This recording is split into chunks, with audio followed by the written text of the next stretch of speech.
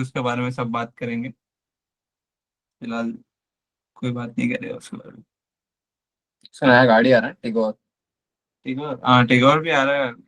Lot of automobile is crazy bro, कभी भी वो उठ सकता है अच्छे टेक्नोलॉजी आने पे वगैरह पे। लाला वेट करोगे।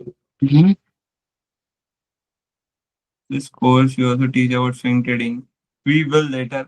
ये कोर्स फंडामेंटल एनालिसिस पे, मतलब कि पहले अपन कंपनी के बारे में अच्छी कंपनी को एनालाइज करेंगे, फिर उसका चार्ट एनालिसिस एनालिस करेंगे, राइट। स्टार्टिंग में ही वो कंपनी का चार्ट देख के बैठ जाएंगे, फिर मालूम ही नहीं वो कंपनी करता क्या है, कैसे ऑपरेट करता है, तो उसका कुछ मतलब नहीं है चार्ट एनालाइज करके।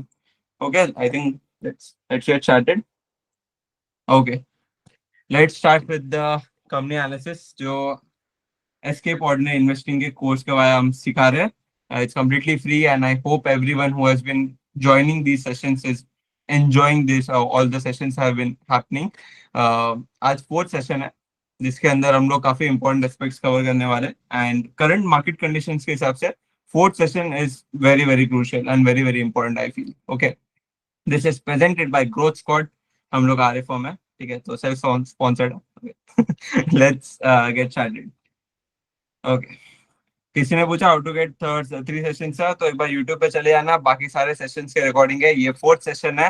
फर्स्ट और थर्ड सेशन बहुत ज्यादा क्रूशियल है, इसको समझने के नहीं हम लोगों ने ब्रॉडकास्ट ग्रुप पे भी शेयर किया था।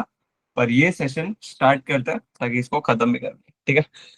फ्री फर्स्ट है FCF, ठीक है। आज जो हम लोग क्या क्या कवर करने वाले हैं, टेबल ऑफ कंटेंट। फर्स्ट है FCF जिसमें हम लोग free cash flow, what is it, मतलब वो पर्पस क्या होता है फ्री कैश फ्लो का, फॉर्मूला क्या होता है उसका, और राइट वे से उसको जज कैसे करना होता है, मतलब कि क्या FCF मतलब होता है ना उसका वजूद क्या है, और कितना होना चाहिए ताकि तुम्हें समझ में आए कि तुम्हारा स्टॉक उसमें पड़ता है कि नहीं, इज इट सेफ और नॉट। ओके, SSDR उसका भी पर्पस समझेंगे, फॉर्मूला समझेंगे, फिर समझेंगे कि उसको राइट वे से जज कैसे करना है, ठीक है, उसको सही तरीके से कैसे देखना है कि तुम्हारा स्टॉक वो पॉजिटिव इंटेंट में है कि नहीं, SSDR उसमें है कि नहीं, ठीक है। फिर ये दोनों फॉर्मूलाज जो बहुत ज्यादा इंपॉर्टेंट है, इनको लाइव एग्जांपल के साथ समझेंगे, मतलब उसको अप्लाई करके दिखाएंगे, आपको कैलकुलेट करके दिखाएंगे ताकि आपको समझे कि इसको लाइव कोई भी कंपनी रहेगा जो लिस्टेड कंपनीज है उसके अंदर कैसे आप अप्लाई कर सकते हो। Now first of all before starting this I just want to say कि जब तुम एसके पॉर्टनर इन्वेस्टिंग के कोई भी सेशन बैठ रहे हो तो इतना समझो कि ये कंपनी एनालिसिस है, ठीक है। जब तुम इसको स्टॉक मार्केट से लिमिटेड मत रखो, ठीक है। This will help you in to analysing your own company, okay, या फिर कोई अनलिस्टेड स्टॉक्स हो सकता है। It's company analysis. इसमें तुम लोग CFA अगर तुम कर रहे हो, सपोज कॉर्पोरेट बोलते ना, कोई भी डिग्रीज कर रहे हो जो तुम लोग को आगे जाके फाइनेंस के अंदर काम आ सकती है, उसके अंदर भी ये सारा नॉलेज काफी हेल्प करेगा, because this concept if you have already learn them, तो बुक में वो सब थियोरी नॉलेज रहता है, ये तुम प्रैक्टिकली काफी कुछ सीख गए रहोगे। तो this will give you an extra edge. तो NISM का एग्जाम्स हो गया, CFA हो गया, CA हो गया, जो भी कर रहे हो, this can help you a bit. So always understand these ratios, या फिर जो भी सेशंस तुम बैठ रहे हो उसको इस तरीके से ग्रास्प करो कि तुम खुद बिजनेसमैन हो, okay, you are analysing your own company, ताकि तुम इसको बहुत अच्छे से उसका पर्पस समझ पाओ। ओके, तो let's get started with the FCF first. Okay, free cash flow. अभी फ्री कैश फ्लो क्या, कैश तो सबको चाहिए लाइफ में, बरोबर। अभी इसका पर्पस क्या होता है, फ्री कैश फ्लो का पर्पस क्या होता है। अगर सपोज तुम्हारा जो घर है उसके अंदर कोई सेविंग्स नहीं रहेगा और कल कोई तुम्हारा जॉब चले जाता है, या फिर जैसे कोविड के टाइम पे बहुत सारे लोगों का जॉब चला गया था, एंड बहुत सारे जो ब्रेड अर्नर्स थे फैमिली के, उनकी दे पास अवे, ओके। उस पीरियड में अगर तुम्हारे पास घर पे सेविंग्स नहीं रहेगा, ठीक है, तो हाउ विल यू सर्वाइव, है ना। तो ऐसी कंपनी का भी एक सेविंग्स होना बहुत इंपॉर्टेंट है। अगर सपोज कंपनी के पास सेविंग्स नहीं है, तो कोई भी हार्डशिप्स है जिसमें वो कंपनी को सर्वाइव करना है, मतलब उसको जिंदा रहना, ठीक है, उसको बाहर जाके लोन लेने का जरूरत नहीं पड़े, बाहर जाके रिश्तेदारों के सामने हाथ फैलाने का जरूरत नहीं पड़े, जैसे अपने को नहीं पड़ता, वैसे कंपनी को भी कहीं बाहर जाके वो फंड्स अरेंज करने की जरूरत नहीं पड़े, इसके लिए उसके पास सेविंग्स होना इंपॉर्टेंट है ना, ताकि वो नया जॉब नहीं ढूंढ ले तब तक। जैसे अगर मैं पर्सनली बोलूँ, अगर सपोज मेरा अभी जॉब गया है पर मेरे पास सेविंग्स ही नहीं है, तो मेरे को बहुत लोन लेना पड़ेगा करंट टाइम में सर्वाइव करने के लिए, है ना। तो अगर मेरे पास सेविंग्स है उस टाइम पे, तो मैं सेविंग से घर चलाऊंगा तब तक जब तक मेरा नया जॉब नहीं लग जाता है ना। तो ऐसी कंपनी का भी सेविंग्स होना इंपॉर्टेंट है जब तक वो वापस से ट्रैक पे नहीं आ जाता, मतलब क्राइसिस से बाहर नहीं आ जाता, ठीक है। अगर कंपनी के पास क्राइसिस के टाइम पे सेविंग्स ही नहीं होगा, तो फिर उसको बाहर जाके लोन लेना पड़ेगा, और at the very very worst situation, ठीक है, अगर समझो कि तुम्हारा जॉब चला गया और तुम्हें लोन लेना पड़ रहा है, तो तुम लोन पे इंटरेस्ट कैसे भरोगे, है ना? This is the worst thing that can happen. तो एक कंपनी का जब एक क्राइसिस चालू है, उस टाइम पे वो अगर लोन लेने जाता है, then it's a very bad thing. Company सिर्फ लोन तब लेना चाहिए जब उसको एक्सपांशन करना है, मतलब अभी करंटली कंपनी बहुत अच्छा चालू है और उसको सिर्फ उसके सेल्स बढ़ाने इसके लिए वो लोन लेता है, दैट इज वेरी गुड, ठीक है। लेकिन लोन क्राइसिस के टाइम पे लेना बहुत बुरा है, ठीक है। तो ये चीज हमेशा दिमाग में रखना कि कंपनी के पास एफसीएफ फ्री कैश फ्लो होना चाहिए, ताकि वो बुरे टाइम में सर्वाइव कर पाए, क्राइसिस के टाइम पे सर्वाइव कर पाए, ठीक है। अब एफसीएफ, एफसीएफ मालूम कैसे पड़ेगा कंपनी के पास एफसीएफ है कि नहीं? इसके दो इंग्रेडिएंट है, ठीक है। इसको कुक करने के ना दो इंग्रेडिएंट चाहिए अपने को, ठीक है। फर्स्ट इंग्रेडिएंट है केपेक्स। अभी मैं बोलता हूँ कि अगर मेरे पास कंपनी, मैं एक कंपनी रन कर रहा हूँ, लेकिन मैं सेविंग्स बहुत अच्छे कर रहा हूँ, मतलब कंपनी के सेविंग्स बहुत अच्छे हैं, लेकिन कंपनी ग्रो नहीं कर रही, क्या तुम वो कंपनी में इन्वेस्ट करना चाहोगे? नहीं, ऑफकोर्स नहीं, है ना? कौन ऐसी कंपनी में इन्वेस्ट करना चाहेगा जो शायद हर साल 100 रुपए का सेल्स करते हैं, 1000 रुपए का सेल्स करते हैं, 10,000 का सेल्स करते हैं? जब भी कंपनी केपेक्स डालता है तब जाके वो अपना सेल्स बढ़ा पाता है ना? केपेक्स क्या होता है? Capital expenditure. Okay, capital expenditure मतलब अगर मेरे को सेल्स जनरेट करना है, तो उसके लिए मेरे को कुछ पैसे डालने पड़ेंगे, है ना? ताकि मैं असेट खरीद पाऊँ, वो असेट वो सेल्स जनरेट करेगा, तब जाके मैं उसको बेच पाऊंगा, है ना? कोई प्रोडक्ट ही नहीं है तो उसको मैं बेचूंगा कैसे, है ना? तो प्रोडक्ट बनाने के लिए मेरे को केपेक्स डालना पड़ता है। अगर सपोज मैंने ये साल में 100 प्रोडक्ट बनाए, ठीक है, और मुझे नेक्स्ट ईयर 120 प्रोडक्ट बनाने हैं, ताकि मैं 120 प्रोडक्ट सेल कर पाऊँ, ठीक है, तो मुझे वो दो जो 20 एक्स्ट्रा प्रोडक्ट्स बनाना है उसके लिए केपेक्स डालना पड़ेगा, है ना? नहीं तो मैं हर साल सिर्फ 100 प्रोडक्ट ही बनाते रहूंगा, है ना? तो ये चीज हमेशा दिमाग में रखना कि केपेक्स बहुत ज्यादा इंपॉर्टेंट है। अगर कोई भी कंपनी सेविंग्स अच्छा कर रहा है लेकिन उसका सेल्स ग्रोथ ही नहीं है, तो फिर वो कंपनी का मतलब ही क्या है ना? सेल्स ग्रो भी होना चाहिए, उसके कॉस्ट पे सेविंग्स नहीं होना चाहिए। ओके, तो capex is a very important ingredient, जिसमें अपने को समझ में आएगा कंपनी खर्चा कितना कर रहा है, ठीक है, हर साल अपना सेल्स बढ़ाने के लिए। अभी दूसरा, आई होप सबको केपेक्स का मीनिंग और पर्पस समझाओ कि केपेक्स क्या होता है कंपनी के अंदर, उसको कैसे निकालते हैं, और सब आगे सब समझेंगे और डिटेल में। बट आई होप सबको केपेक्स समझाओ, एक बार समझाए तो फिर मेरे को थम्स अप दो। धीरे धीरे, ओके। केपेक्स के बाद अभी पढ़ते हैं ऑपरेटिंग कैश फ्लो, ठीक है। ऑपरेटिंग कैश फ्लो मतलब क्या? मेरा जो मेन धंधा कर रहा हूँ मैं, ठीक है, उसके अंदर से मेरा कैश आना चाहिए। मतलब कि मैंने ऑन द बुक्स तो हार्दिक को सपोज 100 रुपए का कुछ माल बेच दिया, ठीक है, लेकिन उसने मेरे को कभी 100 रुपए दिया ही नहीं, तो फिर that will always be registered only in my net profit, ठीक है। वो मेरा एक्चुअली में कैश अंदर इनफ्लो नहीं हुआ है। मैंने कुछ माल शायद उसको बेचा, लेकिन ये विजय माल्या निकला, ठीक है, ये भाग गया और इसने मेरे को उसका पैसा ही नहीं दिया, तो मेरे कभी कैश फ्लो में रजिस्टर नहीं होगा। ये हम लोग ने फर्स्ट सेशन में भी अच्छे से समझाया था, थर्ड सेशन में भी समझाया था। तो आई होप जिन लोग ने भी अटेंड किया उनको तो समझ रहा है, और जो नए बैठे उनको भी थोड़ा बहुत समझ रहा है कि अगर सपोज मेरा रियल कैश आ रहा है कि नहीं आ रहा है। Yes, CF open pad definitely, बरो बढ़िया, तू बरोबर बैठा था, ठीक है। तो जो ऑपरेटिंग कैश फ्लो है, दैट इज मैं मेन धंधे का, ठीक है, जो भी ऑपरेटिंग कैश फ्लो मतलब मैंने कुछ माल बेचा उसका कैश आ रहा है कि नहीं, वो समझने के लिए operating cash flow is very important. Okay, ये है second important ingredient of the FCF, free cash flow. I hope ये दोनों इंग्रेडिएंट का मीनिंग समझ गया हो, ताकि अपन आगे बढ़े कि इसको एग्जैक्टली फॉर्मूला में कैसे डालना होता है उसका ब्रेकडाउन समझाऊंगा मैं। अगर समझा तो फिर एक बार थम्स अप दे दो। ऑपरेटिंग कैश फ्लो और केपेक्स दोनों समझ गया? ओके, मीनिंग समझ गया ना? ओके। अभी कैसा है, फॉर्मूला को एकदम झटक से नहीं समझेंगे, पहले फॉर्मूला को ब्रेक डाउन करेंगे, ताकि तुम लोग को बहुत अच्छे से समझ में आए, मतलब केपेक्स को कैसे ढूंढना होता है और एफसीएफ कहाँ ढूंढना होता है, ठीक है। ये समझेंगे, फिर जाके अपन एक फॉर्मूला में क्यूरेट करेंगे उसको। पहले केपेक्स ढूंढते हैं, ठीक है। अभी केपेक्स ढूंढा कैसे आता है? आपने बता तो दिया कि कंपनी ने कुछ बोला अपने सेल्स बढ़ाने के लिए कुछ पैसे लगा दिए, उसको बोलते हैं केपेक्स। तो कैपिटल एक्सपेंडिचर पता कैसे लगाते हैं, कैलकुलेट कैसे करते हैं? Where to find capex, okay. उसके ना पहले तुम्हें बैलेंस शीट में जाना है, कंपनी है कोई भी, तुम बैलेंस शीट में जाओगे तो इसके तीन इंग्रेडिएंट्स है, केपेक्स के भी तीन इंग्रेडिएंट्स है, ठीक है। फर्स्ट है नेट फिक्स एसेट्स। कंपनी का फिक्स एसेट्स मतलब कोई भी एक एसेट जो एक साल से ज्यादा होल्ड करने वाला है, उसको फिक्स एसेट बोलते हैं, ठीक है। सेकंड है सीडब्ल्यूआईपी। सीडब्ल्यूआईपी जितना कॉम्प्लेक्स सुनने में लगता है उतना कॉम्प्लेक्स है नहीं। This is capital work in progress, मतलब मैं एक एसेट बनाने के लिए कुछ पैसे लगा रहा हूँ, that is my capital work in. Asset अभी तक खत्म नहीं हुआ है, ठीक है, एसेट बन के रेडी नहीं हुआ है कि वो फिक्स एसेट में दिखे। अभी वो एसेट प्रिपेयर हो रहा है, जैसे कि तुम घर बनाते हो तो घर एक दिन में थोड़ी बनता है, शायद एक आध डेढ़ साल लग सकता है ना? तो उस सिचुएशन में that is capital work in progress, okay. That you have to understand कि कैपिटल वर्क इन प्रोग्रेस भी कंपनी का पार्ट फिक्स एसेट के साथ। तो ये दोनों फिक्स एसेट और कैपिटल वर्क इन प्रोग्रेस दो इंग्रेडिएंट हुए। तीसरा इंग्रेडिएंट है डेप्रिसिएशन। अब एक कॉमर्स स्टूडेंट को तो डेप्रिसिएशन इजी समझ गया रहेगा, लेकिन साइंस स्टूडेंट्स के लिए समझा देता हूँ कि डेप्रिसिएशन क्या होता है। कोई भी एक असेट है, उसका वेर एंड टेयर होता है, ठीक है, वो ओवर द इयर्स उसका एफिशिएंसी गिर जाता है, तो फिर उसको उसके ऊपर डेप्रिसिएशन लगता है। Okay, that you have to consider in capex as well. Okay, capex का तीन इंग्रेडिएंट समझा, अब इसको फॉर्मूला में कैसे डालना। ठीक है, पहली बात, तुम्हें बैलेंस शीट में फिक्स एसेट और सीडब्ल्यूआईपी डायरेक्ट मिल जाएगा। तुम स्क्रीनर डॉट इन से भी ढूंढ सकते हो, एनुअल रिपोर्ट से भी ढूंढ सकते हो, जहां से ढूंढना ढूंढ सकते हो। ये सारे डेटा हर पब्लिकली लिस्टेड कंपनी के इजीली अवेलेबल रहता है। स्क्रीनर डॉट इन जैसे वेबसाइट्स पे रहता है, और उनके खुद के वेबसाइट पे एनुअल रिपोर्ट्स भी मिल जाएंगे तुम्हें, तो वहां के अंदर भी तुम जाके ढूंढ सकते हो, what ever is feasible for you. हमने फिलहाल स्क्रीनर डॉट इन को यूज किया है। यहाँ पे तुम्हें फिक्स एसेट्स दिख जाएंगे एंड सीडब्ल्यूआईपी दिख जाएगा, कैपिटल वर्क इन प्रोग्रेस। ठीक है, प्रॉफिट एंड लॉस अकाउंट में जाओगे तो तुम्हें डेप्रिसिएशन मिलेगा।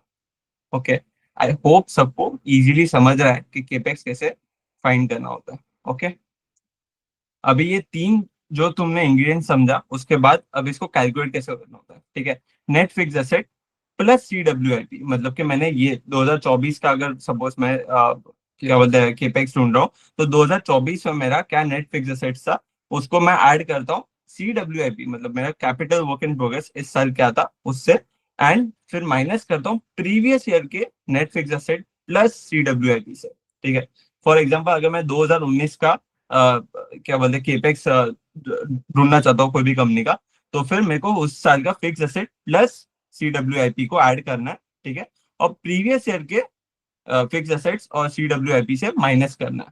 ठीक है, इजी। अभी ये दोनों का जो तुम्हारा डिफरेंस आएगा कि मतलब मैंने करंट ईयर में और प्रीवियस ईयर में, मतलब ये दोनों से क्या डिराइव हो रहा है कि मैंने लास्ट ईयर ये साल और प्रीवियस ईयर को दोनों को माइनस किया, तो मेरे पास जो एक अमाउंट बच रहा है दैट इज एक्चुअल केपेक्स जो मैंने ये साल डाला था।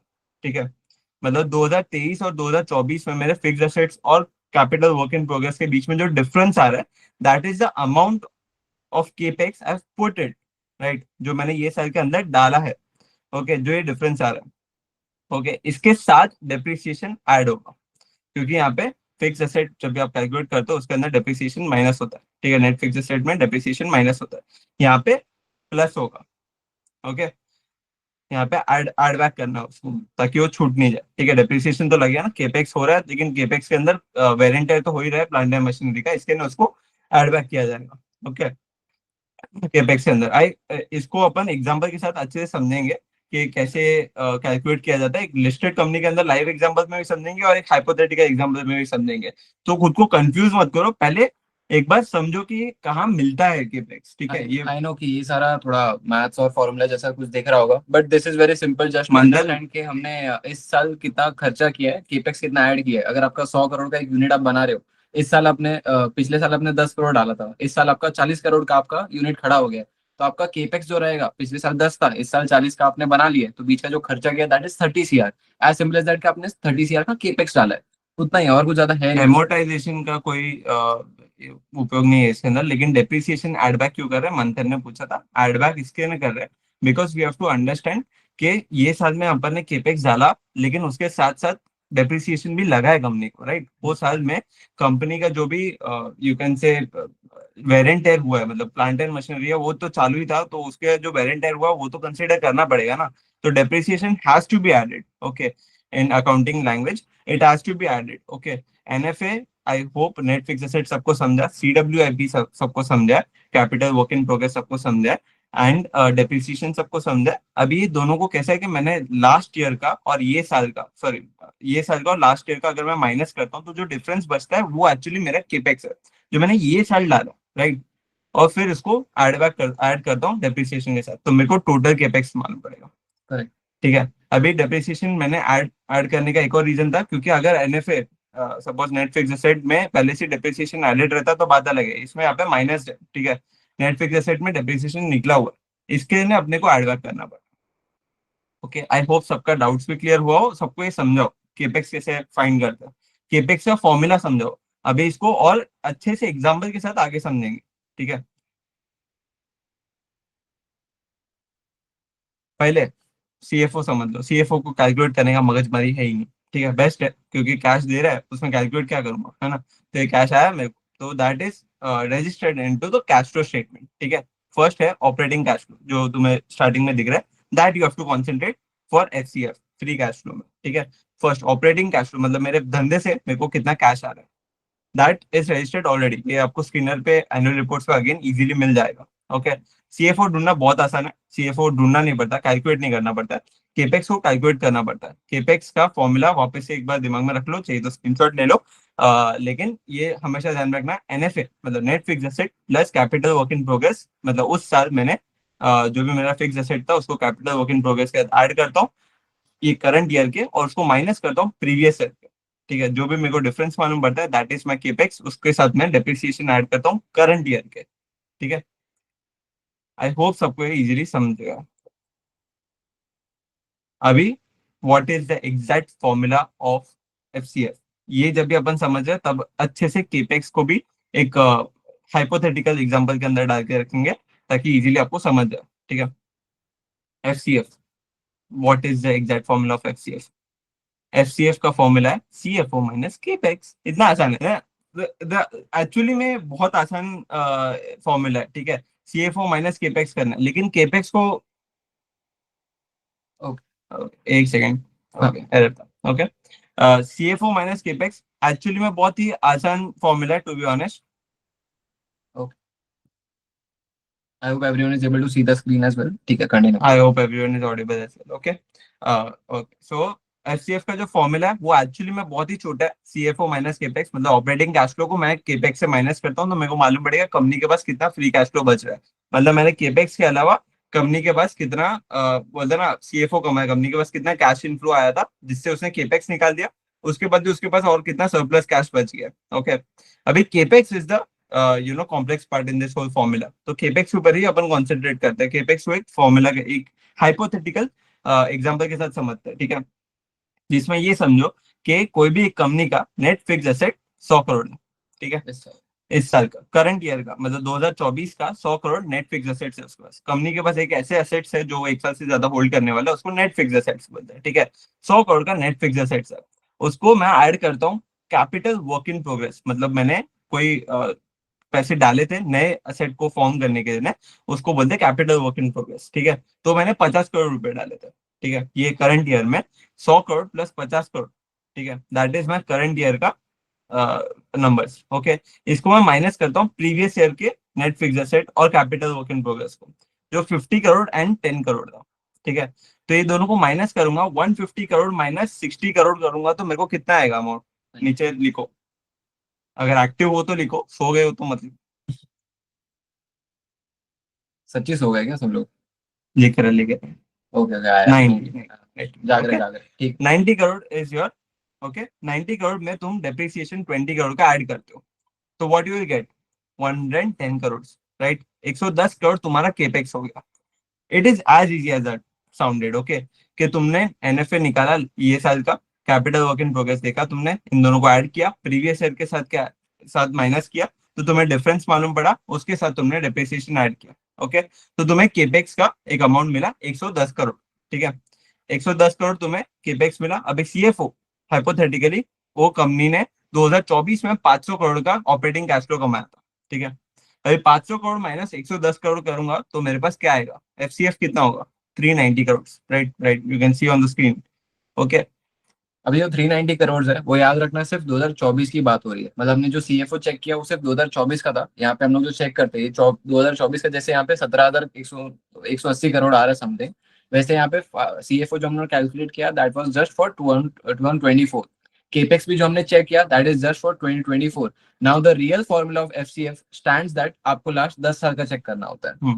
बहुत सारे लोग पूछ रहे हैं कि why we are adding depreciation, okay. Depreciation add इसके नहीं कर रहे क्योंकि अपन जब भी केपेक्स में एनएफए नेट फिक्स एसेट अपन ढूंढ रहे हैं, ठीक है, तब we are net fix asset ढूंढ रहे, वहां पे डेप्रिसिएशन माइनस किया हुआ है, लेकिन जबकि कंपनी को एक्चुअली में डेप्रिसिएशन लग रहा है, राइट। मैंने करंट ईयर में जो भी केपेक्स डाला है उसके साथ मेरे को कंपनी का जो भी प्लांट एंड मशीनरी था उसको वेर एंड टेयर लगा है, राइट। उसको अपन इग्नोर थोड़ी ना कर सकते हैं, तो इसके लिए अपने को डेप्रिसिएशन एड बैक करना पड़ेगा, it's a part of okay. Formula, like it is a formula.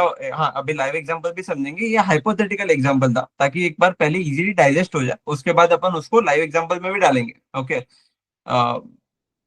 I hope सबको ये पहले एनएफए CWIP समझा, एंड इसको कैसे कैलकुलेट करना, मतलब केपेक्स को कैसे कैलकुलेट करना होता है वो तुम्हें समझ गया। ठीक है। अभी ये चीज हमेशा ध्यान में रखना कि अगर 10 साल का, 10 साल का ढूंढना है, अभी 10 साल का क्यों ढूंढना है वो आगे समझ में आएगा कि सिर्फ ये साल का क्यों नहीं ढूंढना है। ठीक है। कभी भी FCF अगर तुम कैलकुलेट कर रहे हो तो 10 साल का करना है, ये साल का सिर्फ करके बैठ नहीं जाना। ठीक है। ये अपन ने हाइपोथेटिकल सिचुएशन में सिर्फ करंट ईयर का किया है। ठीक है।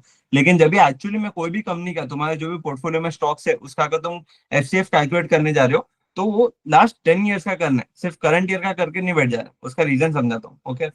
पहले बात, अगर तुम्हारा FCF नेगेटिव है, लास्ट 10 साल का अगर FCF नेगेटिव आ रहा है, ये साल का नहीं 10 साल का अगर FCF नेगेटिव आ रहा है, ठीक है, तो मतलब कि कंपनी को हमेशा बोलता है ना कि कोई भी क्राइसिस के टाइम पे लोन देने पड़ेंगे। And again like I said कि कोई भी क्राइसिस के टाइम पे लोन लेना कितना बुरा है कोई भी कंपनी के लिए, है ना।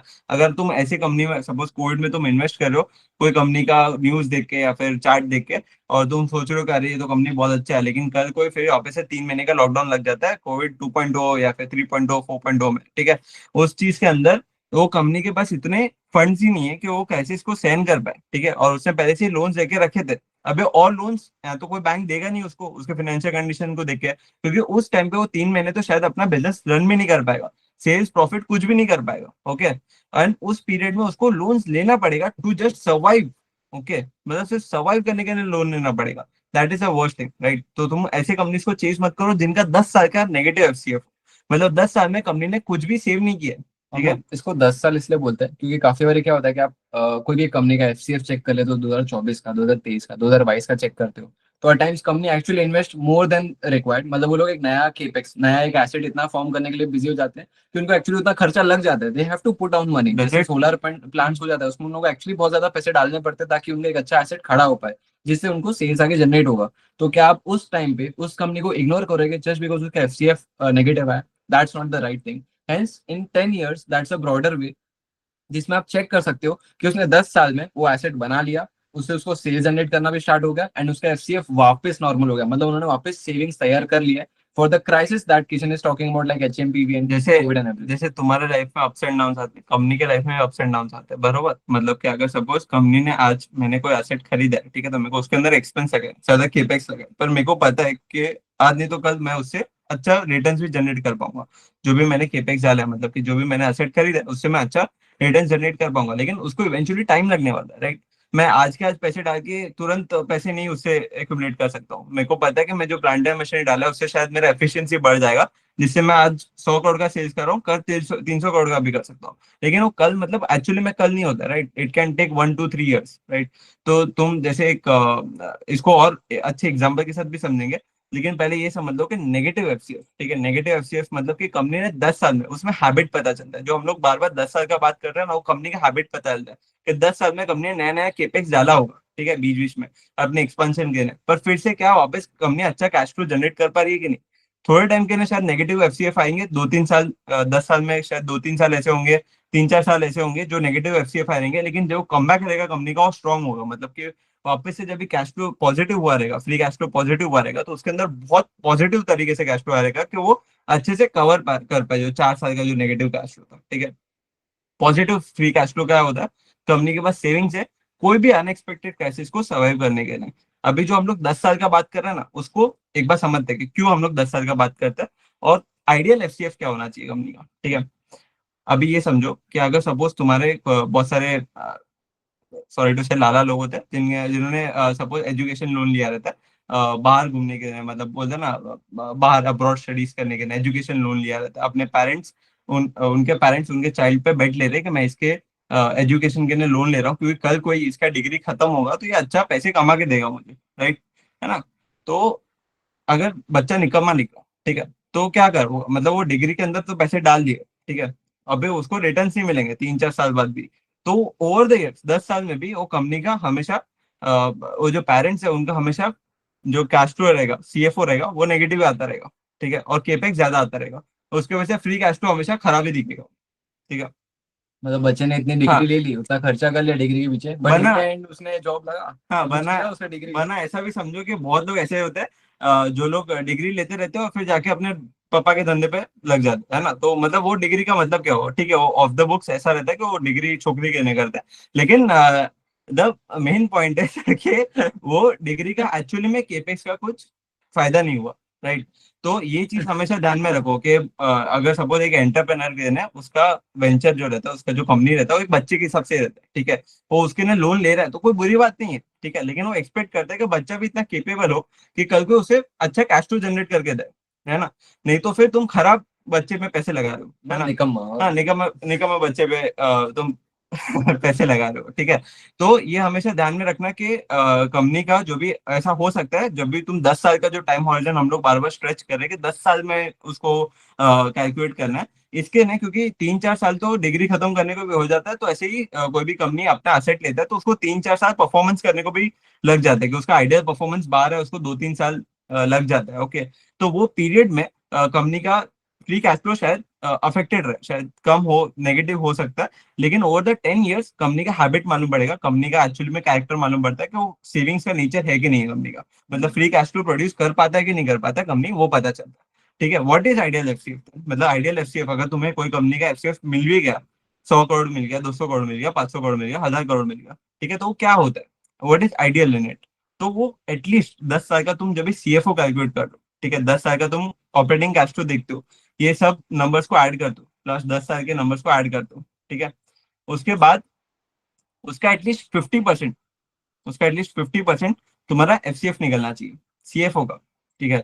50% निकलना चाहिए, ये एटलीस्ट नहीं है, एक्चुअली बहुत अच्छा नंबर है, अगर तुम्हारा 50% निकल रहा है then it's very healthy, okay. 40% is better, okay, good. 30% is good.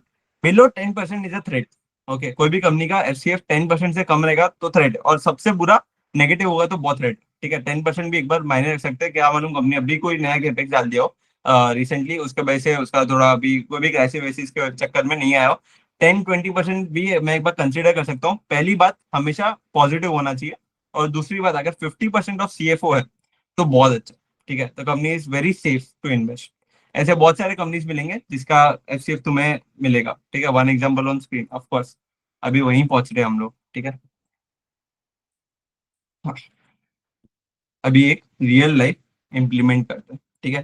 तो एक बार मेरे को पहले थम्स अप दो कि तुम्हें आइडियल एफसीएफ समझा, निकम में बच्चे का स्टोरी समझा, ठीक है, मतलब एग्जांपल समझा, और तुम्हें केपेक्स का फॉर्मूला समझा, तुम्हें क्या बोलते हैं एफसीएफ का फॉर्मूला समझा, सीएफओ समझा क्या होता है, ओके, ये सब समझा ना, उसके बाद जाके तुम्हें रियल लाइफ इम्प्लीमेंटेशन दूंगा, ठीक है। देखो, ये कंपनीज जो हम लोग चेक कर रहे हैं, जो एफसीएफ रहता है, jokes apart, I would really say जिनका एक्चुअली रहता है ना, बड़ा इन्वेस्टमेंट करना होता है जिनको, I am talking about CR, crore की बात कर रहा हूँ, तो लोग एक्चुअली सारे रेशियोज चेक करते हैं ताकि उनको समझे कि कंपनी के पास इतना पोटेंशियल है कि वो टफ टाइम्स को सर्वाइव कर पाए, उनके पास फ्री कैश फ्लो है, जब टफ टाइम्स है तभी वो लोगों के पास ऐसा सेविंग्स हो अवेलेबल घर पे कि वो लोग खुद ही खुद के हिसाब से हैंडल कर पाए, बाहर लोन लेने नहीं जाए। लोन लेके इंटरेस्ट पे करना पड़ता है, इक्विटी डाइल्यूट किया तो प्रॉफिट मार्जिन का सब बैंड बनता है। There is a lot of miscommunication जो प्रॉब्लम होता है, जिसमें फिर इन्वेस्टर्स को भारी पड़ता है। They don't want to put their hard earn money in such company जिसका एफसीएफ कम हो, hence they check all these things for 10 years and everything, they actually check it as simple as और अभी जो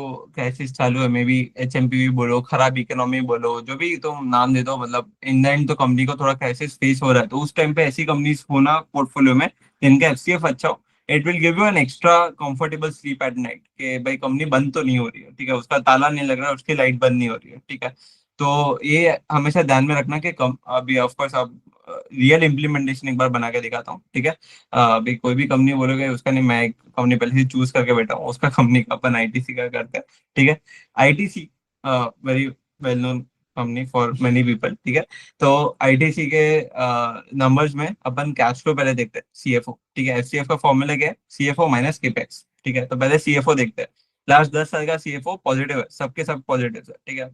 अभी इसको ये कहाँ मिलेगा, ये तुम्हें स्किनर डॉट इन पे मिलेगा, कोई भी तुम जो भी कंपनी चाहते हो एनालाइज करना चाहते हो उसको सर्च करो, वहां पे दबाओ और उसके कैश फ्लो स्टेटमेंट में जाओ, तुम्हें डायरेक्ट वहां पे ऊपर मिल जाएगा, ठीक है। ऑपरेटिंग कैश फ्लो तुम्हें लास्ट 10 साल का मिल गया, ठीक है। अभी इसके साथ तुम्हें क्या चाहिए, इंग्रेडिएंट्स क्या है, केपेक्स के इंग्रेडिएंट्स क्या है, फिक्स एसेट, राइट, सीडब्ल्यूआईपी और डेप्रिसिएशन, ठीक है, इतना ही है। तो जब भी तुम्हें फिक्स एसेट और सीडब्ल्यूआईपी दिख रहा है, इन दोनों को ऐड करना है, मतलब अगर सपोज मैं फिलहाल अपन 10 साल का कैलकुलेट नहीं कर सकते, पूरा सेशन उसके अंदर ही चला जाएगा अपना, तो अपन 2024 का 2024 का एफसीएफ कैलकुलेट करके दिखाना, ठीक है। 2024 का एफसीएफ कैलकुलेट करने के लिए अपने को पहले सीएफओ चाहिए। सीएफओ 2024 में कितना था? 17,100 179 करोड़, राइट, 17,179 करोड़।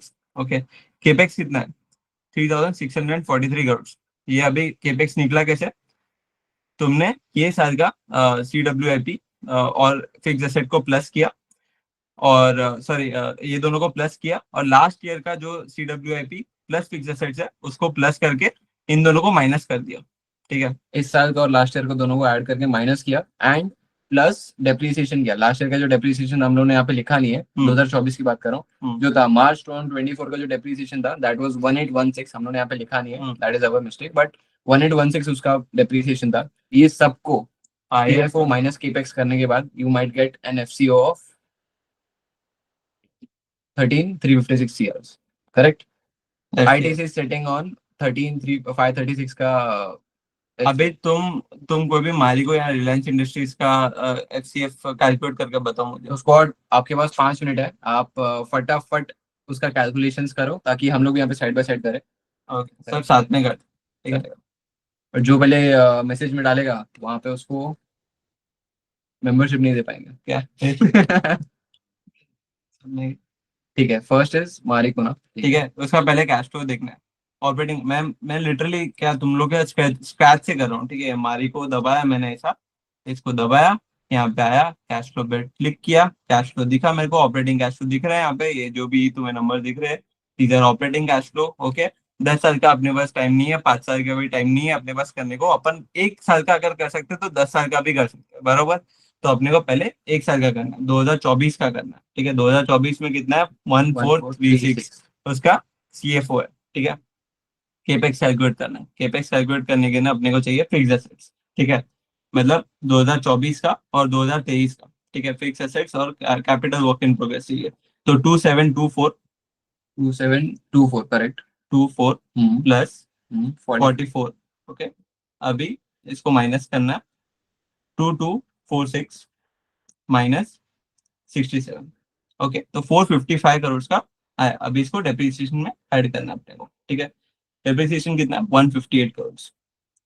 613 करोड़ का टोटल अपने को डेप्रिसिएशन केपेक्स आया। ठीक है, कंपनी का केपेक्स, मारिको का 2024 का केपेक्स है 613 करोड़। ओके, अभी याद रखना, तो मैं बोल सकता हूँ नंबर। ठीक है, 613 करोड़ का है। अभी तुम्हें CFO चाहिए।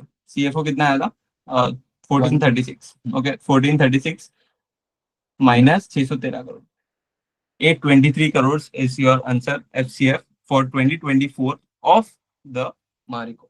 मारिको कंपनी। अभी किसको किसको आया please, I want to see all the messages. हमने पूरा में से कर दिया है, सब लोग को आया है क्या वो? 823 बात, Anushree, your maths is very good, हम लोग से पहले कर दिया। अच्छी बात, अच्छी ओके, बात। किसको किसको 2 इयर्स का 823 है कर दो प्लीज? एक बार, एडिशन का आइडिया लगेगा। 10 10 इयर्स का कैसे करना है। Okay, one more. मैं यही कंपनी का एक और कर रहा हूँ। ठीक है, 2023 का भी कर रहा हूँ। अभी 2023 का करना है, जिनको आ गया प्लीज पहले फटाफट पोस्ट करते जाओ side by side okay, so that even we do it. 2023 का तुम्हें करना है। 2023 का CFO से पहले केपेक्स कैलकुलेट करते हैं। ठीक है, केपेक्स कैलकुलेट करने के लिए ना, पहले तुम्हें 2246 प्लस करना है, 2246 प्लस 67। ठीक है, अभी माइनस 1760 माइनस 39। ओके, 514 तुम्हें डिफरेंस है, मतलब ये साल के अंदर 2023 से 24 के बीच में, सॉरी, हाँ, 2022 से 23 के बीच में कंपनी ने 514 करोड़ का नया एसेट्स और capital work in progress add on किया। ठीक है, दैट इज इट्स केपेक्स। अभी उसको डेप्रिसिएशन के साथ ऐड करना है। ठीक है, डेप्रिसिएशन 2023 का 155, 669। ओके, अभी आता है 2023 का कैश फ्लो। ठीक है, 1419 माइनस 660, 750 करोड़। ओके, स्क्रीनर का डायरेक्ट वो ये वो शॉर्टकट वालों, ये इधर से डायरेक्ट ऐसा किया रहेगा ना, ये इधर से डायरेक्ट ऐसा दबाया रहेगा ना, FCF। तो ये प्लीज मिस्टेक मत करना, बिकॉज उनका फॉर्मूला अलग है, उनका अंडरस्टैंडिंग अलग है, उसमें वो लोग डेप्रिसिएशन नहीं लेते, क्रॉस ब्लॉक अलग लेते हैं, वो कॉम्प्लिकेट कर देते हैं उस चीज को। ठीक है, हम लोग को स्क्रीनर का नहीं पता, ये हम लोग ने स्क्रैच से सीखा है, फॉर्मूला सीखा है, उसका मीनिंग समझा है, पर्पस समझा है, सब इतना मेहनत किया है। ये अगर ऐसे ही सिखाना होता तो डायरेक्ट इधर से आके बता देता। तो please do it on your own एक बार। Okay, don't rely on just screener in. Screener in से जो भी एनुअल रिपोर्ट्स वगैरह के जो डेटा है वो तुम एक्सट्रैक्ट कर सकते हो, लेकिन पूरा रिलाई मत करो उसके ऊपर कैलकुलेशंस करने। वो पी रेशियो जैसे कैलकुलेशन में भी हक देता है काफी बारी, ठीक है। अबे रिलायंस का जिसको जिसको है, please keep get started with posting. Vipin को आ गया ये 57060। ये होता किसके ने अलावा अजय, स्टार्टिंग आई गेस आपने मिस किया जिसमें हम लोगों ने एफसीएफ का पर्पस समझा। कंपनी एफसीएफ होता है, सेविंग्स होता है कंपनी का, ठीक है। अगर कंपनी का सेविंग्स हेल्दी होगा तो कल को एक क्राइसिस में कंपनी सर्वाइव कर पाता है विदाउट लोन्स लिए। तो फ्री कैश फ्लो मतलब कंपनी का जो भी ऑपरेटिंग कैश फ्लो, मतलब कंपनी के अंदर जो भी कैश आया उसके ऊपर कंपनी ने केपेक्स डाला रहेगा, मतलब अपने सेल्स बढ़ाने के लिए कंपनी ने कुछ एक्सपेंसेस किए होंगे, ठीक है। ये दोनों को माइनस करता है तो फिर कंपनी के पास जो बचता है वो फ्री कैश फ्लो होता है, ओके। कंपनी के पास कुछ कैश आया, कंपनी ने केपेक्स के अंदर डाला, लेकिन कंपनी फिर भी कुछ अपने सेविंग्स बचाती है ताकि कल को कुछ भी बुरा वक्त है तो कंपनी के वो बाहर हाथ फैलाने नहीं जाना पड़ेगा लोन्स वगैरह लेने के लिए। इसका फॉर्मूला बोल सकते हो CFO माइनस केपेक्स। हम लोग पूरा फॉर्मूला कैलकुलेट कर रहे लागे अभी आपके साथ ही, तो यू कैन ऑलवेज चेक कि हम लोग क्या कर रहे हैं और किस तरीके से कर रहे हैं, किस चीज को ले रहे हैं किस चीज को नहीं ले रहे। आपने अगर किसी ने भी अगर थोड़ा बहुत मिस किया है तो हम लोग ये पीपीटी शेयर कर देंगे, तो आप लोग रिवाइज कर सकते हो फॉर्मूला को खुद घर पे बैठ के, खुद के जो भी पोर्टफोलियो में स्टॉक्स होंगे उसके ऊपर, ओके। सो गाइस रिलायंस का पोस्ट करो, कम ऑन फटाफट, I want to see all the results. 10 year में एफसीएफ एडिशन होता है, मतलब 10 साल का ऐड करना है। हाँ, एफसीएफ तुमने हर साल का जो निकाला उसको ऐड करना है 10 साल का, विपिन ठीक ने है। पोस्ट किया 57060। सबको वही आ रहा है क्या? Come on guys, check check check check. FCF का फॉर्मूला है सिंपल, सीएफओ माइनस केपेक्स करना है और कुछ नहीं है। रिलायंस में गया, मैंने इसका एसेट्स और सीडब्ल्यूआईपी लास्ट ईयर और इस साल का डिफरेंस निकाला। बड़े बड़े नंबर देखो। बड़े बड़े नंबर्स कुछ ज्यादा डिफिकल्ट तो नहीं है कुछ। ऐड करना है डेप्रिसिएशन 5832। केपेक्स है ना। 151115। 2024 का अभी कर रहा हूँ, हाँ 2024। नेगेटिव। नहीं पॉजिटिव है ना, सीएफओ माइनस केपेक्स है ना। हाँ। 151115 याद रखना।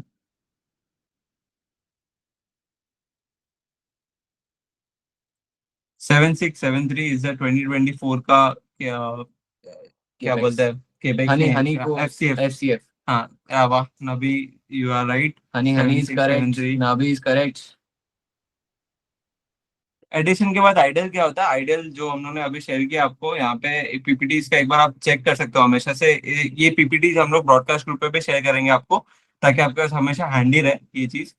क्या होता है आइडियल एफसीएफ, ठीक है। आइडियल एफसीएफ क्या होता है, तुम 10 साल का सीएफओ ऐड कर दो, ठीक है। कंपनी के पास 10 साल में ऑपरेटिंग कैश फ्लो कितना है उसको ऐड कर दो, उसका एटलीस्ट 50% कंपनी के पास अगर सेविंग्स रहेगा तो इट्स वेरी एक्सीलेंट। कोई भी सपोज तुम घर में तुम्हारा जो भी इनकम हो रहा है उसका 50% अगर तुम सेव कर पा रहे हो देन इट्स एक्सीलेंट, राइट। तो वो 50% is very good, 40% is also good, 30% is good, 20% is okay okay okay. 10% से थ्रेट चालू हो जाता है कि कंपनी को सेविंग्स पसंद नहीं है, कंपनी वो सेविंग्स प्रायोरिटाइज नहीं करती है, तो कल कोई क्राइसिस आया तो कंपनी थोड़ा प्रॉब्लम कर सकती है, ओके। ठीक है, okay now we have to move forward with SSGR as well we hope guys. सबको समझा हो एफसीएफ, और सब लोग ने एंजॉय किया हो इसको समझने के लिए। एक बार समझा ऐसे savings of the company, yes yes. Thumbs up thumbs up okay thumbs up thumbs up, correct, चलो ठीक ओके, है। Let's move ahead to the SSGR, okay. SSGR क्या होता है, एसएसडीआर का पहले पर्पस समझेंगे अपन, वही मेथोडोलॉजी से जाते हैं, ठीक है। पहले पर्पस समझना। एसएसडीआर का पर्पस क्या होता है, पहले एसएसडीआर का full form self sustainable growth rate. इसके नाम में ही क्या समझ में आता है, कंपनी खुद से कितनी सक्षम है या फिर केपेबल है to grow its sales from its own profit. मतलब कोई भी एक ऐसा तुम बिजनेस इमेजिन करो जो अपने प्रॉफिट से अपना सेल्स बढ़ा पा रहा है, री इन्वेस्ट करके, ठीक है। अपने कंपनी का जो भी प्रॉफिट्स होता है उसको री इन्वेस्ट करता हूँ ताकि मैं सेल्स बढ़ा पाऊँ। आज के टाइम पे तुम जब बेस्ट स्टार्टअप्स का दिमाग में रखते हो तो हमेशा जीरो था दिमाग में आता है, क्यों आता है, क्योंकि वो कंपनी इतना अच्छे से वेल डिजाइन था, वेल ऑपरेटिंग था, तो उसके जो प्रॉफिट्स है उससे ही हमेशा कंपनी अपने सेल्स जनरेट कर पाता था, एक्स्ट्रा सेल्स जनरेट कर पाता था, है ना। उसको बाहर शार्क टैंक में जाने की जरूरत नहीं पड़ता था, उसको बाहर फंडिंग मांगने की जरूरत नहीं पड़ता था। And that was the reason company को आज कंपनी के दो ही प्रमोटर्स है और कंपनी को रन कर रहे हैं, है ना, वो भी दोनों भाई, ठीक है। तो ये चीज हमेशा ध्यान में रखना, ऐसी कंपनी जिसको जो अपने प्रॉफिट से अपने सेल्स बढ़ा पाए, that is the best company you can have, है ना। तो एसएसजीआर ऐसे कंपनीज में अपने को हेल्प करता है ऐसा एनालाइज करने को कि ऐसी कौन सी कंपनीज है जो करंट सेल्स ग्रोथ, अगर सपोज कोई भी एक्सवाइजेड कंपनी है, उसका 10% का सेल्स ग्रोथ है, ठीक है, और उसका एसएसजीआर भी अगर 10% आता है, तो समझ में आता है कि कंपनी हमेशा 10% से ग्रो कर सकती है because of its own profits. मतलब कंपनी अपना प्रॉफिट री इन्वेस्ट करके कितना अच्छा सेल्स ग्रोथ कर पा रही है, ठीक है। ये एनालाइज करने को तुम्हें हेल्प करेगा ये वाला रेशियो।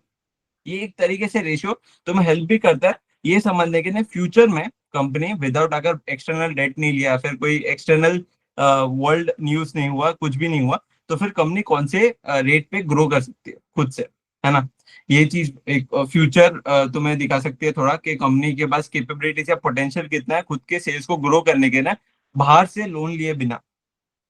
ओके, आई होप सबको इसका पर्पस समझो कि सेल्फ सस्टेनेबल ग्रोथ रेट मतलब कंपनी, ऐसी कंपनी जिसके प्रॉफिट ही इतने हेल्दी हो कि वो खुद के सेल्स को प्रॉफिट से बढ़ा पाए। Best okay. Funds for expansion of the company are its own profits. ना वो डेट उठाए, ना वो इक्विटी डाइल्यूट करे। One of hmm. The classic example is Zerodha, of course, जो खुद के प्रॉफिट्स री इन्वेस्ट करके ग्रो करती है। Cook, sauce. Cooking from your own profits is the best cook, correct, best dish. Okay. तो अभी जैसे अपन ने एफसीएफ के इंग्रेडिएंट्स को समझा था पहले, ऐसे अपन एसएसजीआर के इंग्रेडिएंट्स को समझेंगे, ठीक है। कुक करने के पहले वी हैव टू अंडरस्टैंड कि इंग्रेडिएंट्स क्या क्या लगने वाले हैं अपने को, ठीक है। तो फर्स्ट है एनफैट। अभी एनफैट बहुत लोगों को जो भी लास्ट सेशन अटेंड किए थे उनको पूरा कंसेप्ट क्लियर रहेगा। एनफैट क्यों होता है, क्या उसका पर्पस होता है, ठीक है, और उसका रीजन क्या होता है। अभी यहाँ पे, सॉरी, यहाँ पे मैं बता दूं कि एनफैट क्या होता है, net fix asset turnover ratio. इसमें समझ में आता है कि असेट, कंपनी के जो भी एसेट्स है वो कितने एफिशिएंट है सेल्स जनरेट करने के लिए। आखिर में एसेट ही तुम्हारा सेल्स जनरेट करता है, राइट। तो तुम्हारा कंपनी कितना कितने हेल्दी एसेट्स है तुम्हारी कंपनी के पास, एफिशिएंट एसेट्स है ताकि वो सेल्स जनरेट कर पाए। तो एनफैट वो हेल्प करता है एनालाइज करने में, ठीक है। जिसको नहीं पता है एनफैट का जो हम लोगों ने पूरा सेशन लिया था, you can attend it from the YouTube itself. YouTube पे हम लोग ने अपलोड किया, it's completely free, anyone can access it. और हम लोग ने ब्रॉडकास्ट ग्रुप पे उसका फॉर्मूला भी डाला था फॉर बेटर अंडरस्टैंडिंग। तो इनफैक्ट से समझ में आएगा असेट एफिशिएंसी कितना अच्छा है। दूसरा इंग्रेडिएंट क्या है, एनपीएम, नेट प्रॉफिट मार्जिन। बहुत आसान है, ठीक है। अगर तुमने 1,000 करोड़ का सेल्स किया, 100 करोड़ तुम्हारा क्या बोलते हैं नेट प्रॉफिट था, मतलब कंपनी के सारे खर्चे बर्चे निकालने के बाद जो तुम्हारे पास आखिर में बचता है, वो अगर 100 करोड़ है, ठीक है, देन तुम्हारा 10% नेट प्रॉफिट मार्जिन हुआ, है ना। मार्जिन निकालना है, नेट प्रॉफिट तो तुम्हें हमेशा कहीं पे भी दिया रहेगा, स्क्रीनर.इन पे जाओगे, एनुअल रिपोर्ट में जाओगे, नेट प्रॉफिट तो दिया ही रहेगा, ठीक है। नेट प्रॉफिट मार्जिन निकालना, मार्जिन मतलब कि 100 करोड़, 1,000 करोड़ का कितना मार्जिन होता है, परसेंटेज वाइज कितना होता है, ठीक है।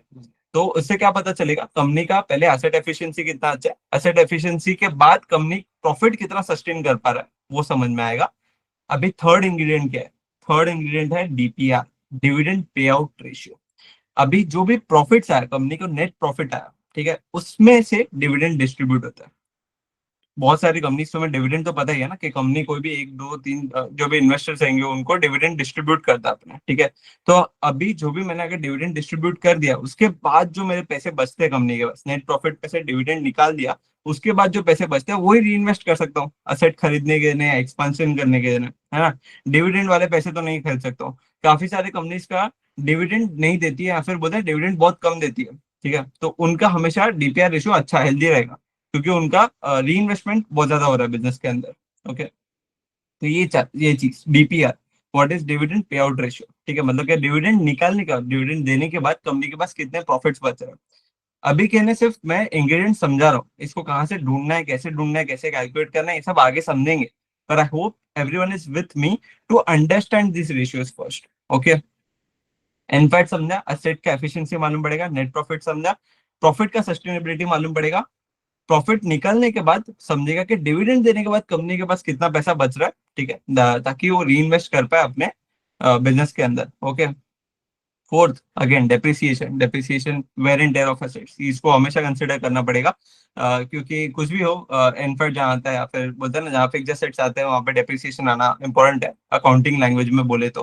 क्योंकि यहाँ पे नेट फिक्स एसेट में अपन डेप्रिसिएशन को कंसिडर नहीं कर रहे, वहां पे माइनस होता है, लेकिन डेप्रिसिएशन एक बिजनेस का पार्ट रहता है जहाँ पे वेरिएंट है हो रहा है असेट्स का, ठीक है, तो उसको कंसिडर करना काफी इंपॉर्टेंट है, इसका डेप्रिसिएशन यहाँ पे कंसिडर होगा। This is your fourth ingredient. Okay, ये 4 इंग्रेडिएंट्स है। आई होप सबको चारों इंग्रेडिएंट्स समझाओ। ये चारों इंग्रेडिएंट्स से अपन क्या कुक करेंगे वो अभी आगे समझेगा, ठीक है।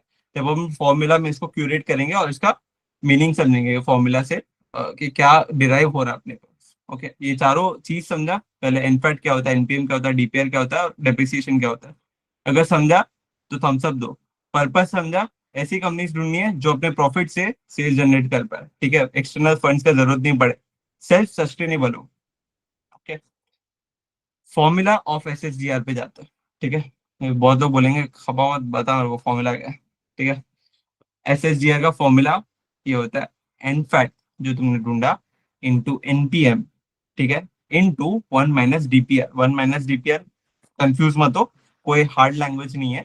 1 - डीपीआर मतलब कि डिविडेंड देने के बाद तुम्हारे तुम्हारे पास जो पैसा बचता है उसको कैलकुलेट करने के ना 1 - करना पड़ता है मैथमेटिकली, और कुछ ऐसा एक्स्ट्रॉर्डनरी नहीं है, 1 का कोई मतलब नहीं है। डीपीआर का मतलब और कुछ नहीं होता है। कंपनी ने पूरे साल में अगर 40% डिविडेंड डिक्लेयर किया तो उसका डीपीआर होता है 40% उसने डिक्लेयर किया।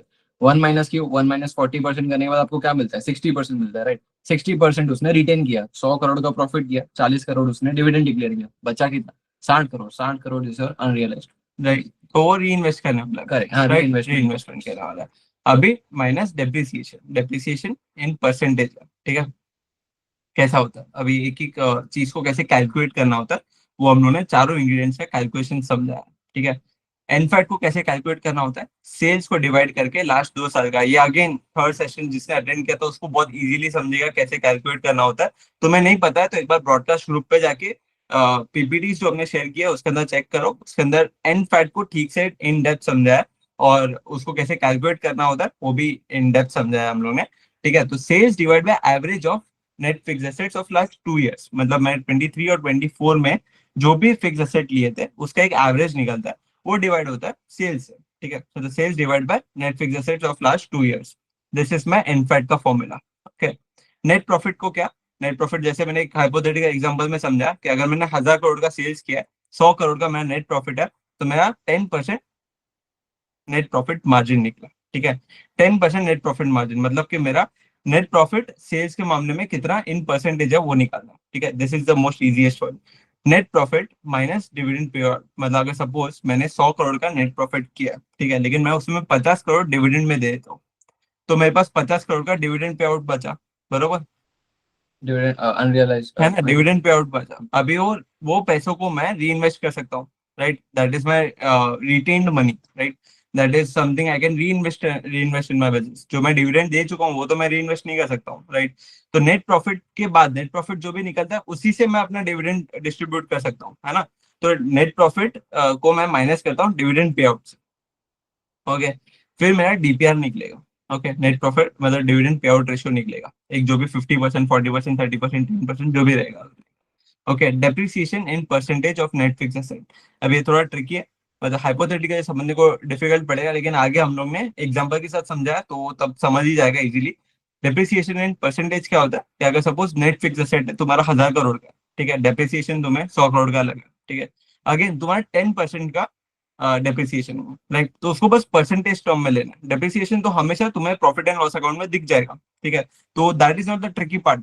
ओके, व्हाट इज इट कि तुम्हें नेट फिक्स एसेट का परसेंटेज वाइज में निकालना है कि डेप्रिसिएशन तुम्हें परसेंटेज में कितना लग रहा है वो साल का। ये एग्जांपल में और अच्छे से समझेगा। एग्जाम्पल के जाने से पहले मैं सिर्फ एसएसडीआर का एक बार यूज केस वापस से समझाना चाहता हूँ कि अगर हाई एसएसडीआर है, ठीक है, तो वो क्या समझाता है कि कंपनी के पास इतना अच्छे प्रॉफिट्स हो रहे हैं कि वो फ्यूचर में अच्छे सेल्स जनरेट कर सकता है, ठीक है। हाई एसएसडीआर मतलब कि अगर मेरा सपोज करंट सेल्स ग्रोथ 10% का है और मेरा एसएसडीआर 12% निकलता है, ठीक है। SSDR is calculated in percentage, okay. तो अगर मेरा एसएसडीआर 12% में निकल रहा है तो ये इंडिकेट कर रहा है कि कंपनी के पास इतने हेल्दी प्रॉफिट्स हो रहे हैं कि वो कल कोई आज का 10% का सेल्स ग्रोथ बीट करके 12% का सेल्स ग्रोथ भी सस्टेन यू नो अचीव कर सकता है। कैपेबिलिटी है, कंपनी में पोटेंशियल है, without taking any external loans. मतलब मैं लोन लिए बिना 12% वर्थ मेरा सेल्स ग्रोथ कर सकता हूँ, जबकि मेरा करंट सेल्स ग्रोथ 10% है। तो ये बताता है कि कंपनी के अंदर कितना पोटेंशियल है, खुद के अंदर कोर अंदर पोटेंशियल कितना है प्रॉफिट्स के अंदर, प्रॉफिट्स बनाने का, ठीक है। सेकंड, अगर लो एसएसडीआर, कंपनी का एसएसडीआर कम है, तो फिर क्या होता है कि हमेशा जब भी मेरे को मेरा सेल्स ग्रो करना है तो मेरे को बाहर से डेट का जरूरत पड़ेगा, या फिर मेरे को आईपीओ निकालना पड़ेगा, एफपीओ निकालना पड़ेगा, राइट इशू निकालना पड़ेगा, कहीं ना कहीं से मेरे को पैसे रेस करने पड़ेंगे, तब जाके ही मैं अपने सेल्स को बढ़ा पाऊंगा। ओके। तो ये चीज हमेशा डिपेंडेंट रहेगा बाहर वाले फंड। मेरे पास कोर बिजनेस के अंदर नहीं है, बार बार शार्क टैंक में आना पड़ेगा, कहीं कहीं ना तो कहीं जाना पड़ेगा, ताकि मैं अपने कंपनी के अंदर बाहर से फंड लेके आऊं, मेरे प्रॉफिट्स के अलावा, जिससे मेरा सेल्स ग्रो। ठीक है। You have to understand, low SSDR is a threat to company. मतलब लो एसएसडीआर वाले कंपनीज खुद से ज्यादा सस्टेन नहीं कर पाते, और बुरे टाइम पे वो लोग का सेल्स ग्रोथ एकदम निल हो जाएगा, नेगेटिव हो जाएगा। ठीक है, मतलब क्राइसिस के टाइम पे, क्योंकि कंपनी के पास बाहर से अगर सपोज लोन्स महंगे हो गए, मतलब आरबीआई ने रेपो रेट कट नहीं किया, तो जो भी है बाहर लोन्स अगर महंगे मिल रहे हैं तुम्हें, तो वो लोग को वो लोग के पास इतना पैसा नहीं होता है, या फिर बोलते हैं ना, उनके प्रॉफिट्स इंपैक्ट करने लग जाते हैं और ज्यादा। लोन देते हैं तो फिर उस पर इंटरेस्ट भरना पड़ता है, उसके वजह से नेट प्रॉफिट ऑफिस से डिप खा जाता है। तो लो एसएसडीआर वाली कंपनी थोड़े उनका एक्सपेंशन बहुत हेल्दी तरीके से नहीं होता है। ओके। और हमेशा याद रखना, एसएसडीआर 3 साल के एवरेज कैलकुलेट करना होता है। अभी 3 साल का एवरेज क्यों कैलकुलेट करना होता है? किसी साल में अगर मैंने नया केपेक्स वाला या फिर नया फिक्स एसेट खरीदा, ठीक है, उसके वजह से मेरा एनफैट खराब हो जाता है, ठीक है, कम हो जाता है, उसके वजह से मेरे को एसएसडीआर नेगेटिव आ सकता है या फिर बहुत कम आ सकता है। ठीक है। लेकिन वो ओवर द ईयर 3 इयर्स के टाइम हॉरिजन में वो थोड़ा न्यूट्रलाइज हो जाता है। ठीक है, उसमें समझ में आ जाता है कि कंपनी ने जो भी एसेट लिया होगा वो परफॉर्म करने लग जाता है। ओके। तो हमेशा एफसीएफ पे आपने एसएसडीआर जब भी तुम कैलकुलेट करो तो लास्ट 3 इयर्स का एवरेज रखना है। मतलब लास्ट 3 साल का तुमने एसएसडीआर कैलकुलेट किया, तो उसको ऐड करना और डिवाइड बाय 3 करना, तो एवरेज एसएसडीआर निकलेगा। ठीक है। अब ये बहुत सारा ऐसे ही कंज्यूम हो गया, तो एक बार एग्जाम्पल के साथ समझते हैं। ठीक है। बेटर। एग्जाम्पल के साथ समझने के लिए पहले तुम्हें क्या क्या चाहिए, इंग्रेडिएंट्स के लिए बनाने के लिए तुम्हें क्या क्या चाहिए। ठीक है। सेल्स हमेशा तुम्हें स्कैनर डॉट इन या एनुअल रिपोर्ट पे मिल जाएगा। ठीक है, रेडीमेड अवेलेबल रहता है। नेट प्रॉफिट भी हमेशा रेडीमेड अवेलेबल रहता है कंपनी के बुक्स में। नेट प्रॉफिट मार्जिन तुम्हें कैलकुलेट करना पड़ेगा, but what is it? Net profit margin 196 crore, ठीक है, इंटू 100 डिवाइड बाय 2469 करोगे, तो that is your net NPR. Profit margin. Okay. Net profit margin का यहाँ पे फॉर्मूला दिया है। ओके। कैलकुलेट कैसे करना है? तुम्हें हमेशा ये डेटा अवेलेबल रहेगा तुम्हारे पास कंपनीज का, तुम्हें कैलकुलेट करने आना चाहिए। ठीक है। एनपीएम आ गया। डेप्रिसिएशन हमेशा तुम्हें बुक्स में दिया रहेगा। नेट फिक्स एसेट्स तुम्हें हमेशा बुक्स में दिए रहेंगे। ठीक है। उसके बाद depreciation as percentage of NF ये नहीं दिया होता, लेकिन तुम कैलकुलेट करने के लिए क्या करते हो, जो 62 करोड़ का तुम्हारे पास डेप्रिसिएशन है, ठीक है, इंटू 100 कर दो और डिवाइड बाय 742 करोड़ कर दो। ठीक है। आई hope everyone is with me. Okay. ये थोड़ा पार्ट है, ट्रिकी है, लेकिन थोड़ा फोकस से समझोगे तो समझ जाएगा, क्योंकि इसमें बहुत सारी चीजें पहले से ही तुम्हें रेडीमेड अवेलेबल रहते हैं, और ये कोई एग्जाम नहीं चालू है। तुम खुद की कंपनी जो पोर्टफोलियो के अंदर है उसको एनालाइज कर रहे हो, उसके अंदर एफर्ट ले रहे हो, ये समझने के लिए कंपनी के पास प्रॉफिट्स कितना हेल्दी तरीके से आ रहा है, ताकि वो फ्यूचर में सेल्स जनरेट कर पाए विदाउट डेट, या फिर ऐसा कुछ, या ये ऐसी कंपनी जिनके पास एसएसडीआर हेल्दी रहता है, उनके ऊपर डेट हमेशा बहुत कम रहता है। ठीक है। क्यों? क्योंकि उनके डेट को जरूरत ही नहीं पड़ता भाई, मेरा कंपनी ऐसे ही एक्सपांड कर सकता है, मेरा प्रॉफिट इतना हेल्दी है, बरोबर। तो ये समझो कि अभी डेप्रिसिएशन तुम्हें दिया है, उसका सिर्फ परसेंटेज निकालना है फिक्स एसेट्स के साथ। ठीक है, तो 62 करोड़ इंटू 100 करूंगा डिवाइड बाय 742, तो मेरे को एक परसेंटेज आ जाएगा, बरोबर। अभी इनफैक्ट कैसे निकालना है? इनफैक्ट अगेन सेल्स दिया है तुम्हें, नेट फिक्स एसेट्स दिए लास्ट 2 इयर्स के, ठीक है, इसको ऐड करना है, डिवाइड बाय 2 करोगे, एवरेज फिक्स एसेट्स दिखेंगे। मैं समरी दे रहा हूँ क्योंकि आई एम अज्यूमिंग ये सारे रेशियो सबको पता है पहले से, ठीक है, जो हम लोग सीखा चुके हैं। तो ये दोनों को ऐड किया तुमने, डिवाइड बाय 2 किया, तो एक एवरेज नेट फिक्स एसेट तुम्हें मिला। इसको सेल से डिवाइड करोगे तो इनफैक्ट मिल जाएगा, बरोबर। इनफैक्ट मिल डिविडेंड पे आउट, ये तुम्हें कैलकुलेट करने का जरूरत ही नहीं है, टू बी ऑनेस्ट। ये हमेशा तुम्हें डिविडेंड पे आउट रेशियो जो तुम्हें परसेंटेज में, डीपीआर परसेंटेज में चाहिए, वो हमेशा स्क्रीनर डॉट इन पे अवेलेबल रहता है सारे स्टॉक्स का। ठीक है। तो सिर्फ स्क्रीनर डॉट इन पे जाओगे तुम, पीएनएल में जाओगे, तो तुम्हें एंड में तुम्हें दिख जाएगा 28%, 30%। ये क्या होता है कि ये समझ में आता है कि तुम्हारा जो भी नेट प्रॉफिट हुआ है, ठीक है, नेट प्रॉफिट कंपनी का 100 करोड़ का नेट प्रॉफिट हुआ है, तो उसमें से कंपनी ने 72 करोड़ डिविडेंड में दे दिया और 28% उसका डीपीआर बचा। सॉरी, 28 करोड़ का उसने डिविडेंड दिया, तो दैट इज 28% उसका डीपीआर हुआ, डिविडेंड पे आउट रेशियो। मतलब उसके नेट प्रॉफिट का उसने 28% डिविडेंड में दिया है, और बाकी कंपनी के पास अवेलेबल है to reinvest in its own business, that is 72%, right. 72% of the money मेरे पास पड़ा है कंपनी में to reinvest in asset, कोई नया कंपनी एक्वायर करना है, जो भी कुछ भी एक्टिविटी करना है, री इन्वेस्टमेंट करना है, तो कंपनी के पास 72% का सरप्लस कैश पड़ा है। ओके, अभी ये सारे इंग्रेडिएंट्स तुम्हारे पास अवेलेबल है, तो तुम्हारे लिए कैलकुलेट करना कोई बड़ी बात नहीं है एसएसजीआर को। ठीक है, स्टार्टिंग में कॉम्प्लिकेट लगेगा, एक बार खुद से करोगे तो बिल्कुल भी कॉम्प्लिकेटेड नहीं लगेगा। ठीक है, एक बार समझ गए, उसका मीनिंग समझ गया, उसका इम्पैक्ट समझ लो, तो तुम्हें कैलकुलेट करने का मन भी होगा, खुद के कंपनीज का मालूम पड़े कि कितना एक्चुअली में जी में दम है तुम्हारी कंपनी में। ठीक है, कि वो खुद से प्रॉफिट से कितना अच्छे से सेल जनरेट कर पा रहा है, नहीं कर पा रहा है। ठीक है, कि उसको बार बार एक्सटर्नल फंड्स का जरूरत पड़ेगा, कंपनी कितना फाइनेंशियली हेल्दी है to be able to do that.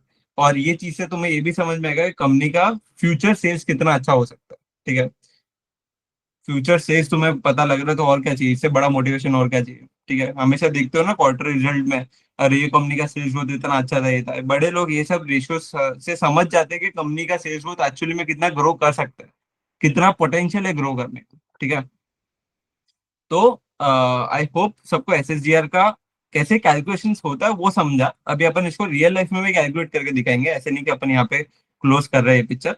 ठीक है। अभी पहले ना मेरे को एक अच्छा थम्स अप दे दो जिसको ये फॉर्मूला अच्छे से समझ गया हो, फॉर्मूला तक पहुंचने लेकिन उसका डिराइव करना तरीका, उसको जो कैलकुलेट करने के तरीके हैं, थम्स अप आ रहे हैं। जो लोग सो रहे हैं थोड़ा उनको भी मैं वापस जगा देता हूँ। ये जो रेशियोज है वो आप स्क्रीनर पे जाके सर्च नहीं कर सकते हो, गूगल पे आके आप सर्च करोगे आपको फॉर्मूला मिलेगा, बट आप वहां से आपको कैलकुलेशन करके दे नहीं देगा कि इस स्टॉक का ये इतना एसएसजीआर होता है। ये सारे कैलकुलेशंस के लिए बड़े बड़े इक्विटी इन्वेस्टर्स बैठते हैं टू अंडरस्टैंड कि कंपनी का एसएसजीआर कितना अच्छा है, उसके पास एफसीएफ कितना अच्छा है, उसका एनफैट कितना अच्छा है, तो उस कंपनी का पोटेंशियल कितना अच्छा है कि उसके उसके अंदर मैं उतना पैसा डालूं और वो कल को मेरे को अच्छा रिटर्न ला के दे। वो जो टर्न अराउंड रेशियोज हम लोग बोलते हैं, टर्न अराउंड स्टॉक हुआ, वो कल उठ के ऐसे ही भागना शुरू नहीं करता, फिर जाके वो लोग पैसे नहीं डालते। उससे पहले वो लोग समझते हैं कि उस कंपनी का इतना पोटेंशियल है क्या कि वो टर्न अराउंड रेशियो बन सकता है कि नहीं, कोई टर्न भी अराउंड स्टॉक बन कोई सकता है भी कि नहीं। स्टॉक जो भी नीचे गिरता है खुद के क्राइसिस में, ठीक है, तो वो ऐसे ये सारे रेशियोज में थोड़े बहुत अपने मूवमेंट्स पहले दिखाता है। ठीक है, और यहाँ से बड़े लोग को समझ में आता है, जो भी बड़े प्लेयर्स रहते हैं जिनके पास 100, 200, 500, 1000 करोड़ रहते हैं इन्वेस्ट करने को, उनको समझ में आता है कि ये कंपनी अभी अच्छा परफॉर्म करने वाला है, तो they start accumulating that stock. ठीक है, और एक्यूमुलेशन स्टेज थोड़ा लंबा टाइम तक चल रहा है, 1, 1.5, 2 साल तक चल सकता है। ठीक है, और उसके बाद अचानक से कंपनी थोड़ा न्यूज में आता है, थोड़ा मतलब अभी फिर एक्चुअली में उसके सेल्स ग्रोथ पे